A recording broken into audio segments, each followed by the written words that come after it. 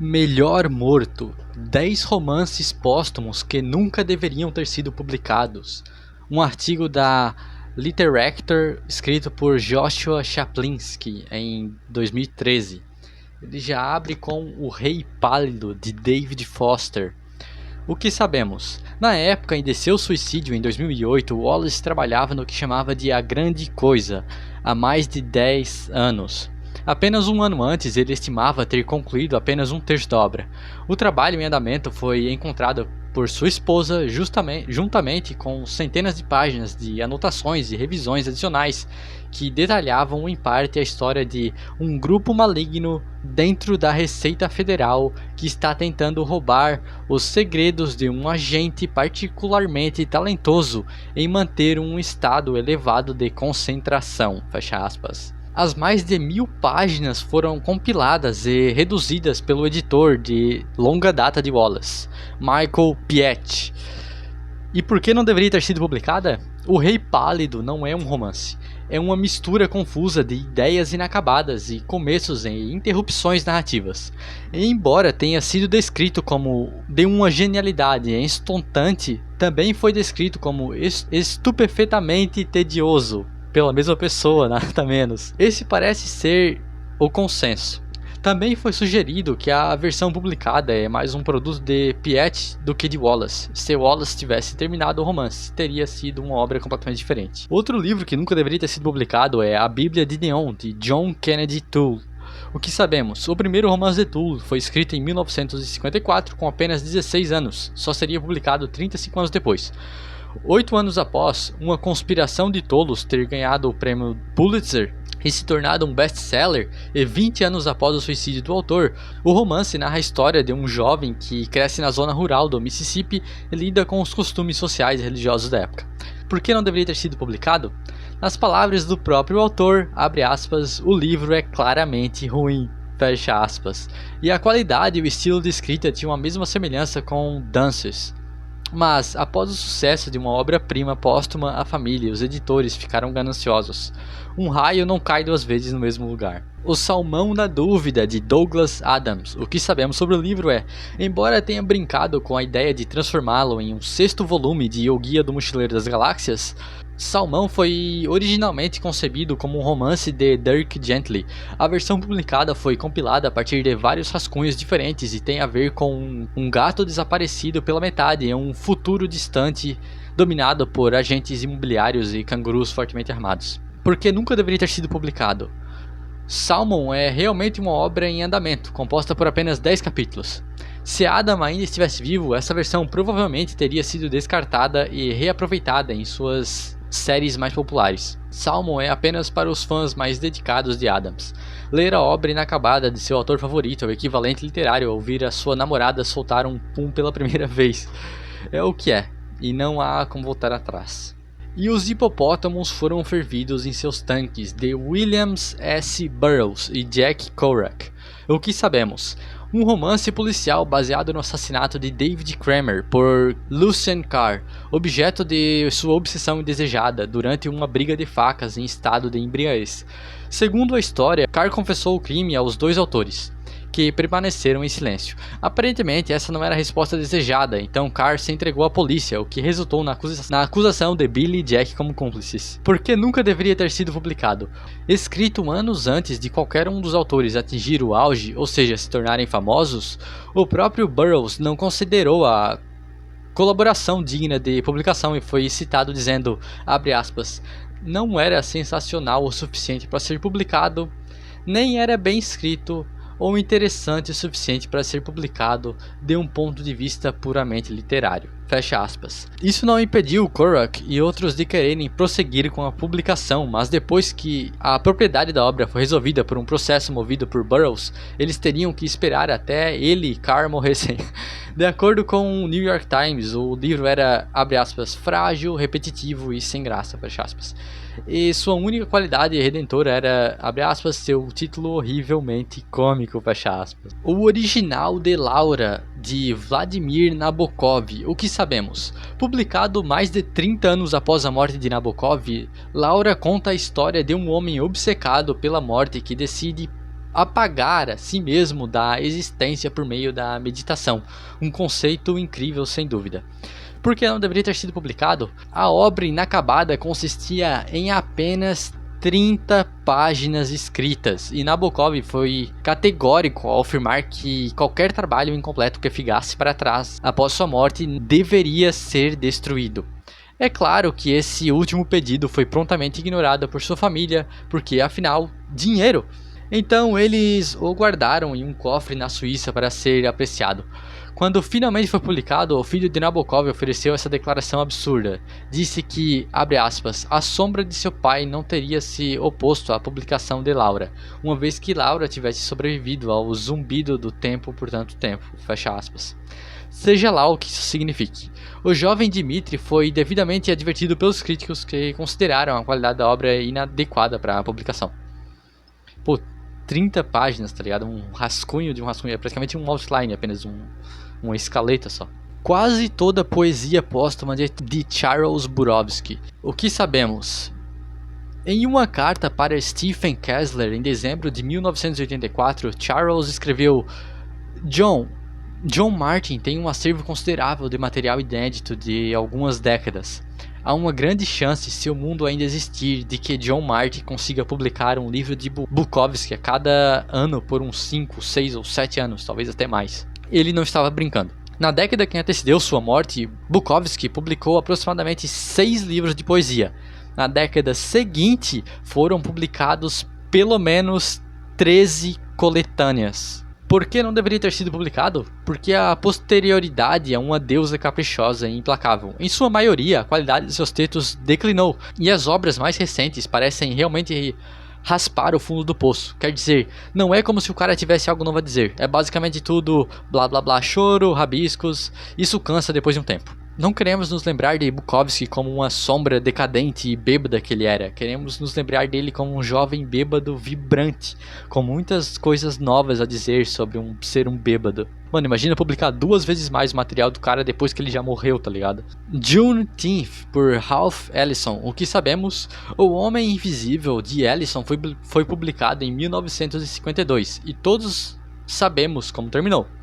O romance de estreia continua a figurar em muitos programas de faculdade até hoje, mas quando chegou a hora de escrever seu segundo romance, bem, digamos que ele estava tentando terminá-lo antes do seu funeral em 1994, mas não conseguiu cumprir o prazo. Ele fez um trabalho péssimo, como Harper Lee fez com a obra. Por que nunca deveria ter sido publicado?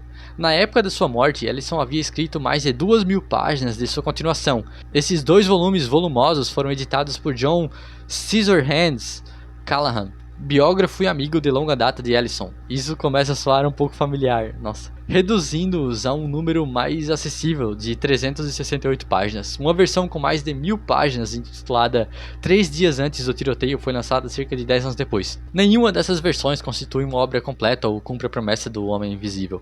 Era para ser uma continuação do Homem Invisível, aparentemente, mas é outro daqueles casos que é só um Frankenstein de várias milhares de páginas deixadas para trás pelo autor, organizadas por um conhecido dele, né? Se Deus estivesse vivo hoje, de Kurt Vonnegut, perdão, eu não sei como se lê o nome dele. O que sabemos? A produção literária de Vonnegut diminuiu com a idade. Hocus Pocus foi lançado em 90 e só 7 anos depois foi publicado Time Quake. Depois disso ele praticamente se aposentou. Ele estava trabalhando em If God Were Alive Today, uma história sobre um professor universitário que se considera, abre aspas, o comediante do apocalipse, fecha aspas. Mas em algum momento desistiu. A obra foi publicada incompleta como parte do We Are What We Pretend to Be em 2012. Por que nunca deveria ter sido publicado? Essa citação, abre aspas, desisti, não vai acontecer. O exército me manteve lá porque eu sabia digitar, então digitava as dispensas de outras pessoas e coisas do tipo. E meu sentimento era, por favor, eu fiz tudo o que eu deveria fazer. Posso ir para casa agora? É assim que me sinto agora. Escrevi livros, muitos deles. Por favor, eu fiz tudo o que deveria fazer. Posso ir para casa agora? Por mais triste que seja dizer, se Deus estivesse vivo hoje, é um velho cão sem dente que foi uma caçada a mais. O autor simplesmente não queria mais escrever, ele não tinha paixão pelo trabalho, aparentemente. Ele fez porque ele tinha que fazer. Por mais que isso seja difícil de engolir para tanta gente que sonha tanto em ser um autor famoso, tem gente lá em cima que nem gosta disso, tá ligado? A Torre Negra de C.S. Lewis. O que sabemos, supostamente resgatada de uma fogueira por Walter Hooper, o executor literário de Lewis. Essa sequência incompleta de Além do Planeta Silencioso foi publicada pela primeira vez em 1977, 14 anos após a morte do autor. Elwin Hampson retorna e a história envolve uma invenção que permite às pessoas ver através do tempo e observar mundos alienígenas. Um grupo de estudiosos observa um mundo onde autômatos constroem uma réplica da nova biblioteca da Universidade de Cambridge sob a tirania de um homem com um chifre de unicórnio crescendo em sua cabeça. Por que nunca deveria ter sido publicado? A autenticidade da Torre Negra foi questionada inúmeras vezes e muitos consideram a obra uma falsificação perpetrada por Hooper. Mas, independentemente de quem escreveu, a história contém grandes lacunas narrativas e termina de forma bastante abrupta. Também não se encaixa no restante da trilogia espacial de Lewis. Pô, interessante, talvez nem seja uma obra original de C.S. Lewis, talvez seja outra pessoa que publicou fingindo ser ele, tá ligado? Não apenas isso, a qualidade é evidentemente menor, então é realmente um caso suspeito e interessante aí. O Mar é Meu Irmão, o romance perdido de Jack Kerouac. O que sabemos, escrito em 1942, o romance de Kerouac, o grande romance americano, é baseado em seus 8 dias como marinheiro mercante do Zewa durante a Segunda Guerra Mundial. Foi publicado posteriormente como seu primeiro romance perdido em 2011. Por que não deveria ter sido publicado? Kerouac não tinha grande apreço pelo romance e sequer se deu o trabalho de oferecê-lo a editoras. Ele teria se referido a ele como uma grande porcaria, isso vindo do homem que lutou para que E os Hipopótamos fosse publicado. Quando finalmente foi lançado, o consenso da crítica foi de que o livro demonstrava as origens humildes de Kerouac como escritor, o que é uma forma elegante de dizer que era péssimo. Caramba, mano. O cara já não era famoso por ter um gosto muito refinado, e mesmo assim ele reconhecia que o livro não era muito bom, mas depois que ele morreu, de novo aquela velha história, né? O cara era famoso, qualquer coisa que lançasse no nome dele ia vender, então algum responsável aí, família, ou amigos ou editores publicaram esse livro, mesmo que não fosse muito bom, só pra fazer um trocado extra, né? Tá, mas por que eu trouxe esse artigo hoje? Porque eu acho que ter livros que você escreveu do começo ao fim e reconhece que não são muito bons e não deveriam ser publicados de forma alguma, é uma parte perfeitamente normal na trajetória de qualquer outro autor. E de certa forma, ver que até esses grandes autores famosos também têm seus trabalhos engavetados, do quais eles não têm orgulho, é refrescante. E eu resolvi também trazer alguns dos meus livros engavetados por um motivo ou outro. Cada um dos livros nessa página foram escritos do começo ao fim, tendo mais ou menos 100 mil palavras, às vezes pouco mais, às vezes pouco menos. E esses são só os romances, né? Não os contos que eu escrevi e poesias, etc. Guerra Ruína foi meu primeiro livro publicado. Admitidamente a prosa não é muito boa, mas a história é bacaninha. E como ele chegou a ter uma quantidade considerável de reviews bastante positivas na época, eu resolvi não apagar essa parte da minha história, né? Até hoje eu recebo alguns comentários sobre esse livro de vez em quando. Eu já cheguei até a fazer vídeo sobre ele, já falei bastante sobre ele aqui. O que eu nunca falei antes é que eu cheguei a fazer uma continuação para esse livro, uma sequência para ele. Você não precisaria ter lido o primeiro livro para ler esse segundo, mas é uma história que se passa no mesmo universo, os personagens do primeiro livro são referenciados nesse segundo e tal. Ele se chama Êxodo Nova Força. No caso, eu escrevi ele há muitos anos atrás, se você perceber as datas aqui é porque eu baixei eles do meu Drive há pouco tempo, né? Aqui no caso ainda tá como 2019, a última vez que eu trabalhei nele. Com 121 mil palavras e 263 páginas, a história desse livro era basicamente que, tipo, inspirada pelo Destino Manifesto dos Estados Unidos, onde um país tá expandindo seu território para o oeste e um monte de cultura nativa de lá tá migrando cada vez ainda mais para o oeste, fugindo do exército que tá invadindo o território deles. E no extremo oeste, onde o continente encontra o mar, um pouco depois disso tem uma ilha isolada, e nessa ilha isolada tem uma nação muito específica, com uma cultura muito específica, e é aí onde a história acontece. Basicamente as pessoas dessa ilha não podem sair ou entrar, eles têm seus movimentos limitados e tal. E eu não lembro a história exatamente, tá ligado? Eu sei que, tipo, o imperador dessa ilha, o rei dessa ilha, ele, tipo, usa uma fonte de energia especial lá e ele é mais forte do que todas as outras pessoas. E o protagonista masculino dos habitantes dessa ilha lidera uma revolta, uma revolução contra esse imperador. E a protagonista feminina do livro é uma mulher que trabalha pro governo de Nova Crasília, eu acho, um país de Guerra Ruína. Enfim, mano, eu nunca publiquei ele, eu não acho que ele é um livro muito bom. Eu não me arrependo de ter escrito, eu não me arrependo, nunca me arrependi de ter escrito nenhum livro. Todos eles me ajudaram de uma forma ou de outra a entender mais como funciona narrativa, prosa e tudo isso. Mas uma história legal sobre esse mundo que eu tava criando aqui é que o mundo de Guerra Ruína, de Êxodo, os meus planos pra ele é que desde Guerra Ruína eu falava que existiam tipo 3 luas, 2 luas, alguma coisa assim. E eu queria escrever vários livros sobre cada um desses planetas, tá ligado? Tipo o mundo de Guerra Ruína, daí um na lua desse planeta, outro livro na outra lua. E os grandes vilões seriam dessa série seriam uma espécie que vivia numa dessas luas. E eles seriam basicamente os Ku de All Tomorrows, tá ligado? Eles fariam esses experimentos, essas magias que transformariam as pessoas, alterariam o DNA das pessoas. Só porque na época, é claro, 2019 eu nunca nem tinha ouvido falar de All Tomorrows, tá ligado? Pra mim, essa era uma ideia tipo, porra, genial, é inovadora pra caralho. Mas sem eu saber, vários anos antes já haviam sido publicado um livro muito melhor sobre o assunto, tá ligado? Enfim, terminando esse livro eu percebi que o mundo não era muito interessante, minha escrita não era muito boa, esse livro não tinha ficado muito legal.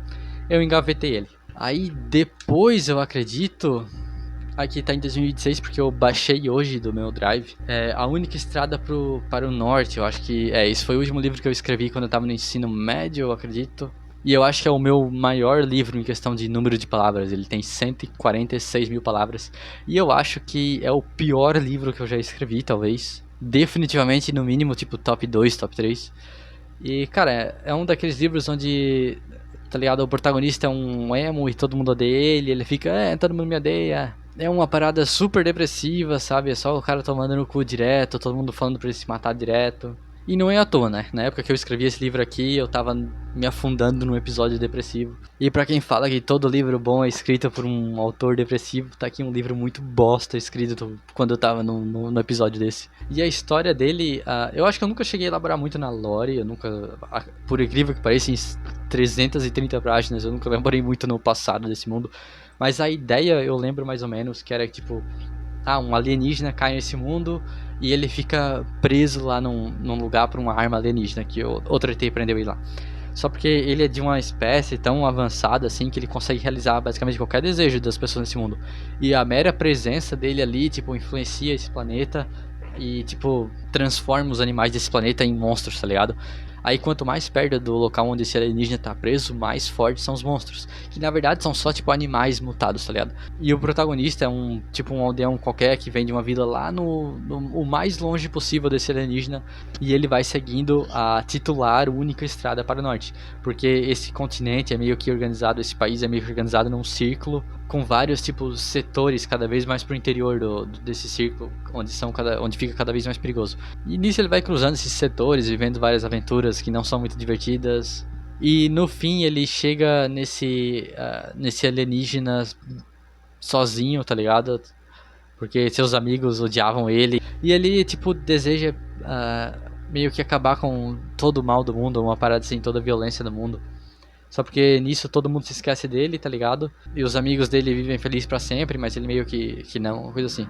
Enfim, mano, esse é um livro basicamente onde eu me repeti, nossa, eu sou um merda mesmo por 330 páginas, tá ligado? Eu acho que esse sim é, tipo, o pior livro que eu já escrevi, tá ligado? Tá, esse livro aqui eu escrevi até que recentemente, mas eu não me orgulho muito dele. Eu tinha passado vários anos sem escrever realmente nenhuma obra original, só fazendo comissão e tal. E eu meio que tinha perdido minha paixão por escrita, sabe? Por causa do trabalho e da minha situação e da minha vida pessoal e tudo. E aqui foi eu redescobrindo essa paixão, reaprendendo tudo sobre escrita criativa e tal. E foi bem ruim, justamente porque eu tava reaprendendo essas coisas todas. Tem 110 mil palavras, 244 páginas. Eu cheguei a publicar ele como uma web novel, se não me engano, mas nunca pegou tração, porque não é muito bom mesmo. A história é basicamente sobre, tipo, esse ser muito forte que cai nesse planeta inspirado por tradições indígenas. Só porque quando ele cai aí ele perde a memória. Na verdade as memórias dele são, tipo, seladas na forma de tatuagens ao redor do corpo inteiro dele.